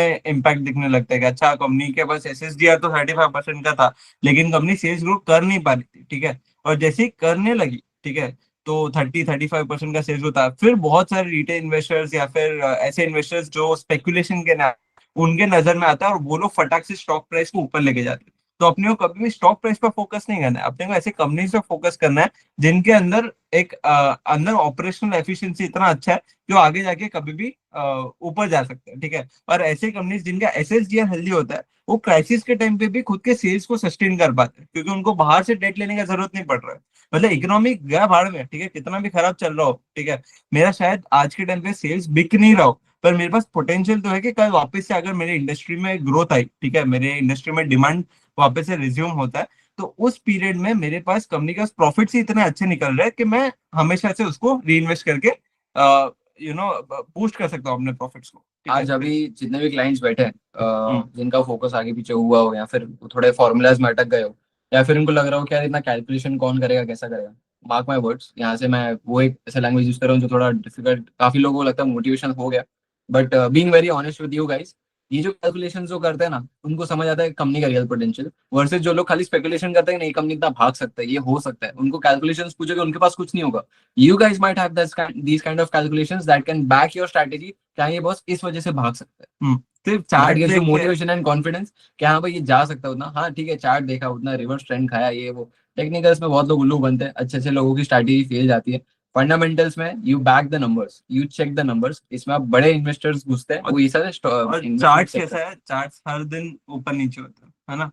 फंडामेंटल्स हर दिन ऊपर नीचे नहीं होता, कंपनी का जो पोटेंशियल रहता है, परफॉर्मेंस रहता है, वो तो क्वार्टरली बेसिस पे सिर्फ चेंज होता है, और वो भी क्वार्टरली बेसिस पे अगर इंप्रूव हो रहा है तो इंप्रूव भी होते जा सकता है। ठीक है, एक ट्रेंड पकड़ता है इंप्रूवमेंट का। ठीक है, सो तो आज आई अगर हम होप। लोग यहाँ से आगे कंटिन्यू करेंगे, आगे जाके हम लोग पूरा एसएसजीआर कैलकुलेट करेंगे, जो लोग ने इसको डीकोड कर लिया, इसको क्रैक कर लिया कि इसको कैलकुलेट कैसे करना है, वी आर प्रीटी श्योर कि उनको ग्रोथ स्क्वाड क्या ऐसा आरए फर्म्स आगे रहेंगे ना, वो उनको बोलेंगे कि यार मैं भी चेक करके दिखा सकता हूँ कैसे करना है। तो जो क्योंकि लोगों को डिफिकल्ट है of course growth squad is always available to assist you guys, of course ये सारे इक्विटी और ये सारी जो एक्सेल शीट है सब कुछ है वो ग्रोथ स्क्वाड के साथ अवेलेबल है। But the ones who want to be self sufficient, जिनको खुद से समझना है, उनके लिए कैलकुलेशन अगर आज समझ लिया ना, तो आगे जाके आपको खुद से फंडामेंटल एनालिसिस करना समझ जाएगा, because this is one of the important part जिससे आप फंडामेंटल एनालिसिस कर सकते हो। वो हम्म। सारे आप सेल्स रेशियो, ये जो भी है आपका प्रॉफिट और मार्जिन बढ़ गया, ये वो चेक तुम्हारे करना तो तुम्हें काम आते हैं। खुद का जॉब प्यारा है, तुम्हें ऐसा लगता है कि तुम, हाँ सर सस्टेनेबल राइट, अगर तुम्हें ऐसा लगता है कि you don't have so much of time to calculate all these things, definitely feel free to join our growth squad, because हम लोग जो भी लॉन्ग टर्म स्टॉक्स देते हैं जिसके ऊपर हम लोग इतना फोकस करते हैं, बात करते हैं, वो सब में इतना डीप रिसर्च किए जाता है। तुम्हें ये सारे जो सेशंस तुम बैठ रहे हो इसमें समझेगा कि हम लोग ने इतनी मेहनत करके एक एक स्टॉक्स को एनालाइज किया, ठीक है। तो जब इतनी मेहनत की है तो उसका फल भी मिलता है लॉन्ग टर्म में, ठीक है। मतलब ऐसा नहीं कि हम लोग सिर्फ वेगली बोल देते कि हमारा भी एक्यूरेसी नहीं है, हम लोग भी गलत पढ़ सकते हैं उस चीज में, ठीक है। 100% एक्यूरेसी इस दुनिया में किसी का नहीं है, लेकिन एटलीस्ट कंपनी एनालाइज करना तो आता है। मतलब कि हम लोग जो भी पोर्टफोलियो में, हम लोग के पोर्टफोलियो में जो भी कंपनी है उसके बारे में हम लोग 1 मिनट से ज्यादा बात कर सकते हैं, because we know that company so well. हम लोग ने उसके बारे में इतना स्टडी किया है। Lot of retail investors they don't know anything about that company, okay, they are just blind bet लिया उन्होंने ऐसा, ठीक है, जस्ट न्यूज पे देख के, दोस्त का सुन के। तो अगर तुमने ऐसे किया है, तुम्हारे पोर्टफोलियो में जो भी स्टॉक्स है वो एक बार चेक करो, उसका एसएसडीआर कितना अच्छा है, उसका एफसीएफ कितना अच्छा है, कंपनी कितनी सेफ है, कितनी सस्टेनेबल है। ये सब चेक करोगे तब जाके अपने रात को सोओगे तो सुबह उठ के मालूम है कि कंपनी बंद नहीं हो सकता, ठीक है, और कोर्ट अभी भी आ जाए। अभी जिस हिसाब से मार्केट का कंडीशन चल रहा है, हम लोग आगे बढ़ेंगे, आप लोग फंडामेंटल एनालिसिस सीख के तो चले जाओगे, बट जब एक कॉन्फिडेंस चाहिए कि यहाँ से और पैसे डालने हैं, तो आपको कॉन्फिडेंस जो मिलेगा वो ये सारे फंडामेंटल एनालिसिस करने के बाद मिलेगा, क्योंकि अभी भी अच्छा टाइम है, गोल्डन टाइम चल रहा है, सब लोग बोलते हैं। मार्केट एटीएच से, निफ्टी से 10% नीचे चल रहा है, अब अच्छे अच्छे स्टॉक्स 30-40% करेक्ट करके बैठे हैं। तो आप ये सारे फंडामेंटल एनालिसिस करने के बाद आपको कॉन्फिडेंस अच्छा मिलेगा, how much I need to invest in that stock, that gives me confidence enough कि बॉस यहाँ से मेरा और पैसा डूबेगा नहीं, यहाँ से जब कंपनी रिकवर करेगी तब अच्छा रिटर्न दे सकती okay, so let's get back to this SGR, ठीक है। जहाँ पे हम लोग को लगा कि थोड़ा कॉम्प्लिकेटेड हो गया, तो हम लोगों ने पहले थोड़ा थ्रो ऑफ किया तुमको, ताकि तुम ये समझ पाओ कि कितना इंपॉर्टेंट रहता है ये सब समझना, ठीक है। ये सब ऐसा नहीं है कि तुम लैपटॉप बंद करके बैठ गए और कुछ मतलब फर्क नहीं पड़ता। This are very important if you have long term stocks in your portfolio. Okay, तो आई होप ये चीजें सबको समझ गए हो। अभी अपन इसको एक रियल लाइफ इम्प्लीकेशन में डालेंगे, ताकि अपन समझ पाए कि इसको कैसे कैलकुलेट करते हैं। जैसे एफसीएफ अपन ने कैलकुलेट किया, वैसे एसएसडीआर भी लाइव कैलकुलेशन करेंगे, ओके। अभी तुम्हारा काम भी साथ में शुरू होता है मेरे, ठीक है। यहाँ तक तो मैंने पीपीटी बना दी, अभी तुम्हें भी है। पीपीटी बनानी है, ठीक है। यहाँ पे पहले लास्ट 3 इयर्स का आईटीसी, अगेन मैंने सेम कॉमन स्टॉक पकड़ा, जिसका लास्ट 3 साल का मैंने डेटा यहाँ पे लिखा है, जो जो इंपॉर्टेंट डेटा है, ठीक है। मैंने यहाँ पे पहले सेल्स लिखा है लास्ट 3 इयर्स का, ठीक है। फिर लास्ट 3 इयर्स का नेट प्रॉफिट लिखा है, डिविडेंड पे आउट रेशियो लिखा है, डायरेक्ट के कितना डिविडेंड पे आउट, ये अगेन ये तुम्हें सब चीजें स्कैनर.इन पे मिल जाएगी if you go and visit that. Fix assets ठीक है, लास्ट 3 इयर्स का कितना फिक्स एसेट्स सब, ठीक है। और डेप्रिसिएशन, ठीक है, लास्ट 3 इयर्स का डेप्रिसिएशन क्या है। अभी मेरे को सिर्फ 2024 का एसएसडीआई कैलकुलेट करके बताओ, करना कितना है, 3 साल का करना है, ठीक है। ये रहा लेकिन फॉर्मूला उसका। हाँ, लेकिन मेरे को पहले इन सिर्फ एक बार एसएसडीआई 2024 का कैलकुलेट करके बताओ, फिर 2023 और 22 का तो कर ही लोगे, एक बार 2024 का कर लिया तो 23-22 का करने में कोई दिक्कत नहीं आने वाली, तीनों का ऐड करने के बाद ठीक है। डिवाइड बाय 3, मतलब एवरेज निकाल के एसएससीआर आपको मिल जाएगा, एवरेज 3 इयर्स का एसएससीआर मिल जाएगा, बट फर्स्ट। कैलकुलेट 3 इयर्स का करना होता है, लेकिन पहले मेरे को एक बार 2024 का एसएसडीआर निकाल के बताओ, अभी कि देखते सारा हैं। डेटा तुम्हारे सामने है, तुम्हारे पास फॉर्मूला पड़ा है, ठीक है। अभी देखते हैं कितने रियल प्लेयर्स बैठे हैं यहाँ पे फंडामेंटल एनालिसिस के लिए। देखते हैं अभी, वेट करते हैं हम लोग, we are waiting for you guys. We are waiting, पता है क्या है। Shout out to Rajan as well, team member एकदम मस्त, बढ़िया एकदम। since the company may struggle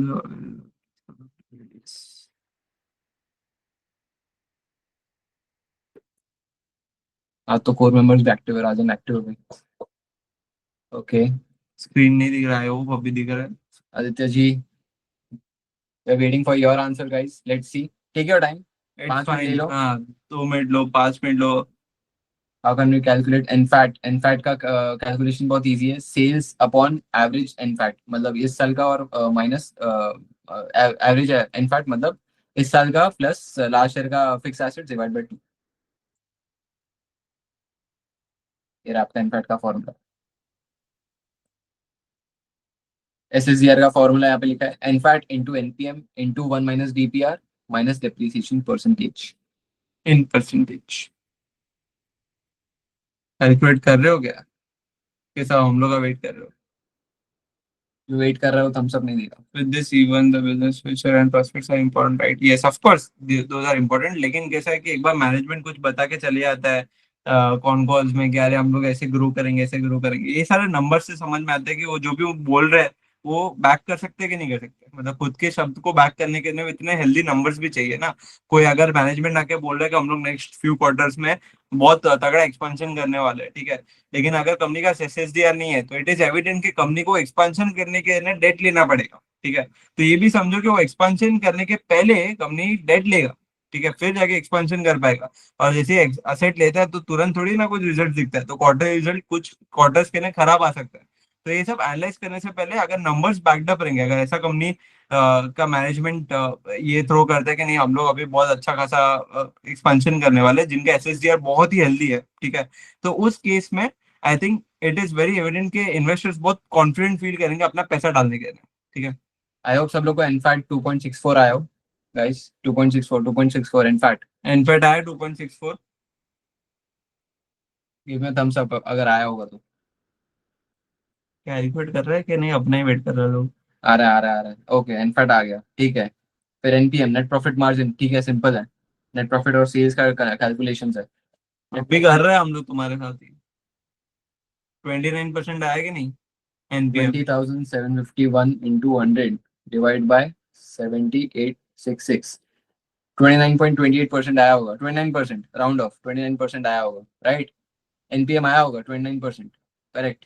right Shambhu 29.28, sir. 29% कर दो, राउंड ऑफ कर दो Shambhu ji. Twenty nine no percent problem. Okay. उसके बाद डीपीआर, डीपीआर कितना है? 84% है।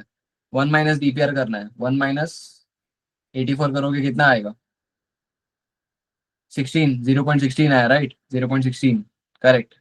उसके बाद डेप्रिसिएशन इन परसेंटेज कितना है? टोटल एसेट्स कितना है अपने पास? 1816 into 100 divide by assets 27,820, 6.5, 6.56, okay.